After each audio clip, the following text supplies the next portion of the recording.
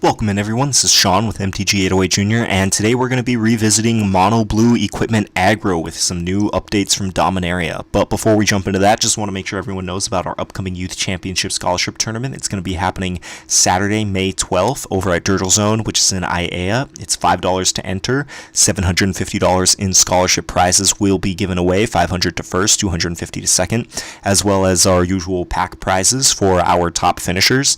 And the format is going to be standard Pauper with Dominaria legal, which is exactly the format that we're going to be looking at today. So whenever a new set comes out, it's always good to look at how the new cards are going to affect existing decks, see if there's new decks that are going to pop up, and then just get a feel for the new metagame before the big day comes. The more prep that you put in, the more likely it is that you are going to seize the day and walk away with that $500 scholarship prize.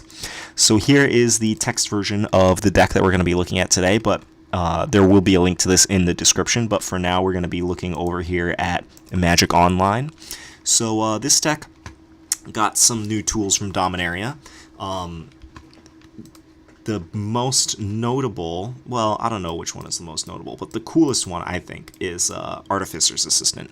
The deck was already wanting to play a bunch of 1-mana aggro creatures, and Artificer's Assistant fits that bill nicely. A 1-mana, 1/1 flyer. And the ability synergizes very well with a lot of the cards that the deck already wants to play. So whenever you cast a historic spell, you scry one. And it says here, artifacts, legendaries, and sagas are historic. Unfortunately, there are no legendaries that are at common level, so there aren't any legendaries legal. There are not sagas at common level, so there are not any of those legal either. But artifact spells are historic, and they will trigger this. So if you play this on turn 1, and then you play your Sparring Construct or your Short Sword or Inventors Goggles, you will get a scry off of Artificer's Assistant. So very solid magic card, and fits right into this deck's game plan. The next addition that we have here, and you may notice a theme with our aggro decks, we're just trying out Sparring Construct. It's a very solid 1-mana creature. Fits very nicely into aggressive game plans, and any deck can play it. So it's a 1-mana 1/1. When it dies, you put a +1/+1 counter on target creature you control.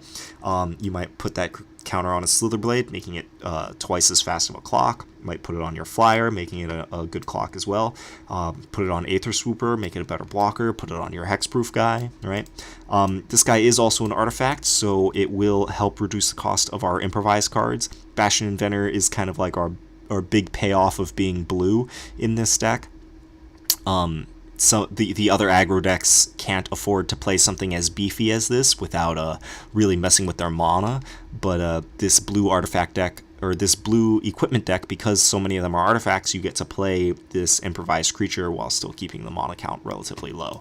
So this is our big payoff card in the deck.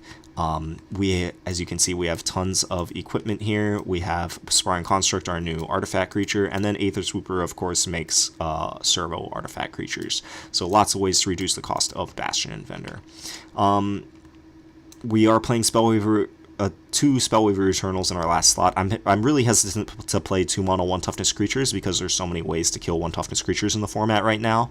But I do think that this is the best one. Our options are a little slim when it comes to good aggressive 2-mana creatures in blue. Almost all of them have 1 toughness, but I think that this is the best one. The prowess, we have lots of ways to trigger it here. We have 19 non-land spells that are going to trigger it. So and then Afflict is just a very solid ability.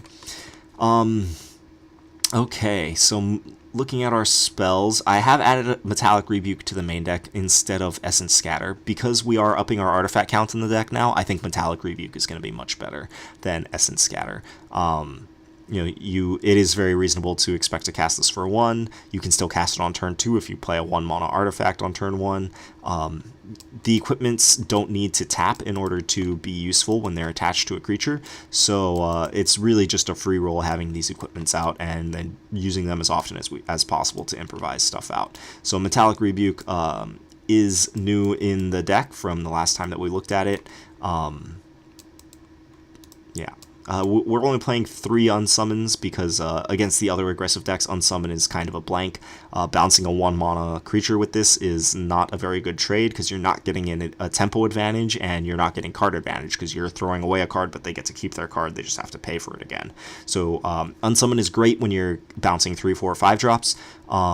Or if you're able to use it in combat, like if they double block and you bounce one of their creatures, or if they're going to use a removal spell on something and you bounce the creature. So it's a very good kind of tricky card, but if the game comes down to just straight up racing other aggressive cheap aggro decks, then Unsummon is not the greatest card.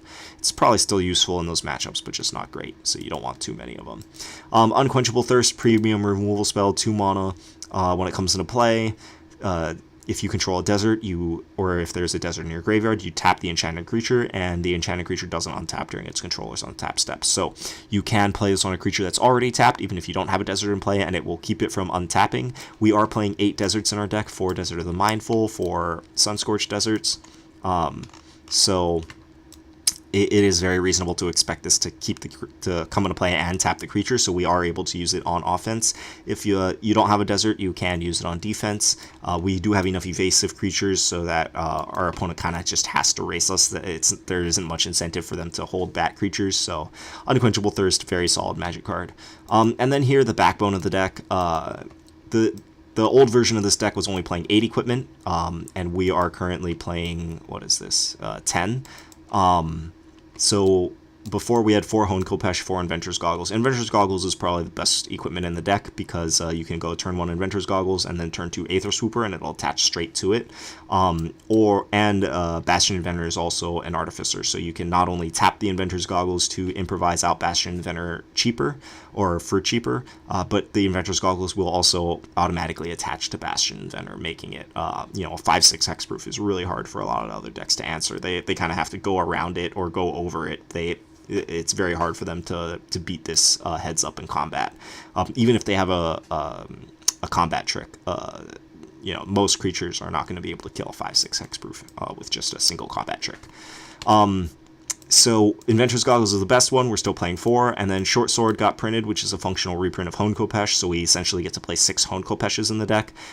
Because the deck wants a bunch of artifacts for improvise, because there's so many evasive creatures, this deck is really just all about getting the equipment into play, so I think that this is one of the decks that does want to play more than 4 copies of Hone Kopesh. What happened? Oh, why do we have 61 cards here? 20 creatures? Oh, because I dragged this over. Okay. That should not be there. Okay. And now why do we have 16? Oh, I think this is not supposed to be there. Okay. So that's our main deck. This deck does kind of struggle against the other aggro decks. When I played this deck in the end boss match against Kyle's mono black aggro deck, he just ran me over. His Night Market Lookouts, I did not have a very clean answer for them. Unsummon is not very good against them, and playing Unquenchable Thirst on a Night Market Lookout, I was losing a lot of tempo. It just doesn't feel good. So this deck does struggle against other aggro decks, but we do sort of have a game plan for those decks in the sideboard here. Sailor Amines is a very good blocker. 3 mana, 1/4. When it comes into play, you make a treasure token. So I'm not sure how useful that treasure token is going to be, but just putting out a blocker, this blocks all the 1 toughness creatures. It'll just kind of help to slow the game down, stem the bleeding, allowing you to hopefully take over with your evasive creatures. Consulate Skygate functions very similarly, so that's kind of the game plan against the aggro decks. And then Ice Over can come in against vehicles. If this is very similar to Unquenchable Thirst, but you can play it on an artifact or creature. It will not tap the card when it comes into play, but it will keep it from untapping, so you want to play this on a card that's already tapped. We got Secrets of the Golden City in here if you're playing against a deck that's trying to 1-for-1 you, just if they're just trying to control the game. If the game is going to go long, Secrets of the Golden City is solid. A few more counter spells here against the decks that are trying to play big creatures, and then a few more bounce spells here, similarly for decks that are trying to play big creatures. Blink of an Eye I could see an argument being made to put this in the main deck because it's the deck is an aggro deck. Mana efficiency is very important. We do want to kind of use our mana regularly to move our equipment around and get the most use out of it. So I don't know how good Blink of an Eye is compared to Unsummon. It might be correct to play the 4th Unsummon in the board and then maybe a Blink of an Eye as a 5th bounce spell. I think that this card is definitely worth trying, although this might not be the best home for it. So that... Oh, here's Secrets of the Golden City. There we go. Didn't want to cut off the image there. So that is our mono blue equipment aggro deck with updates from Dominaria.